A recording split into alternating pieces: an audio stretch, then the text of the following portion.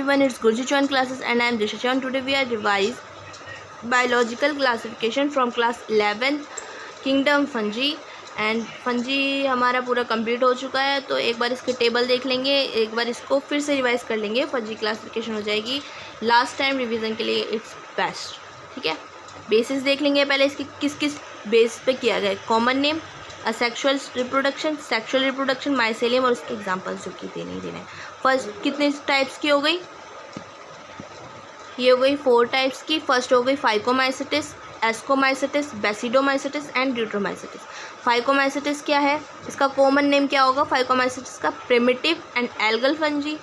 Ascomycetes का common name क्या है, सैक फंजी, एस। ठीक है, ऐसे याद कर लो। Phyco P phycomycetes and P for primitive and ascomycetes में भी एस आ रहा है, so S for sac fungi.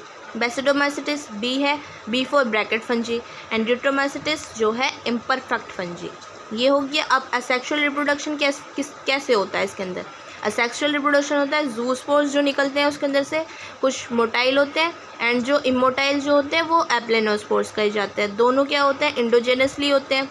ठीक है, इसका हो गया। एंड एस्कोमाइसिटिस में क्या होता है, कोनिडियाज होते हैं। कोनिडियाज कैसे होते हैं, एक्सोजेनस होते हैं।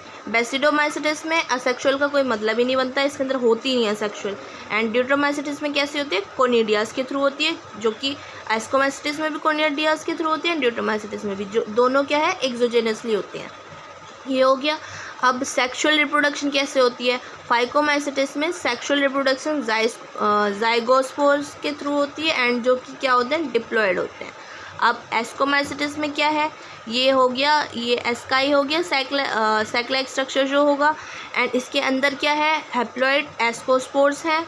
ठीक है, एंड इस पूरी उसको क्या बोलेंगे, इसको पूरी को बोलेंगे एस्कोकार्प, पूरी फ्रूटिंग बॉडी को बोलेंगे एस्कोकार्प। ठीक है, बेसिडोमाइसिटिस में सेक्स ऑर्गन्स नहीं होते हैं, बस वेजिटेटिव के थ्रू होता है। ठीक है, इसका क्या बोले, इसके अंदर कैसे होता है, ऊपर ये हो गया, ये हो गया इसका बेसिडियम बोलेंगे, इसको ऊपर हो गए बेसिडोस्पोर्स हो गए, इस पूरे को बोलेंगे बेसिडोकार्प, इस फ्रूटिंग बॉडी को क्या बोलेंगे, जो बेसिडोसाइट्स में है इसको बोलेंगे बेसिडोकार्प। ठीक, ड्यूट्रोमाइसिटिस में होती ही नहीं है, वो इम्परफेक्ट फंजी है ही इसलिए क्योंकि उसके अंदर सेक्सुअल रिप्रोडक्शन नहीं हो रही।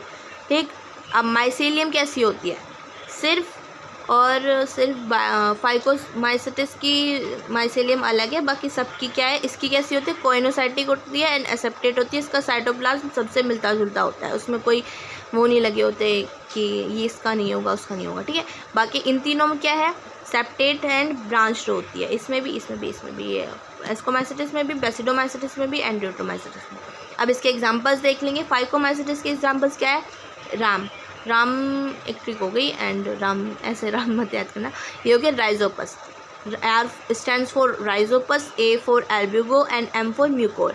ठीक है, एस्कोमाइसिटिस के एग्जांपल्स क्या हो गए, claviceps, aspergillus, neurospora, morels and truffles जो कि लास्ट में दिए हुए थे लाइन में, जो कि एंड पेनिसिलियम स्टार्टिंग में लाइन में दिए हुए थे जो कि मल्टीसेलुलर है एंड ईस्ट इज द एक ही फंजी है जो कि क्या है, यूनिसेलुलर है। ठीक है, एंड बेसिडोसाइट्स के क्या एग्जांपल हो गए, बेसिडोसाइट्स के एग्जांपल हो गए प्यूसिनिया, एगैरिकस एंड स्टिलैगो।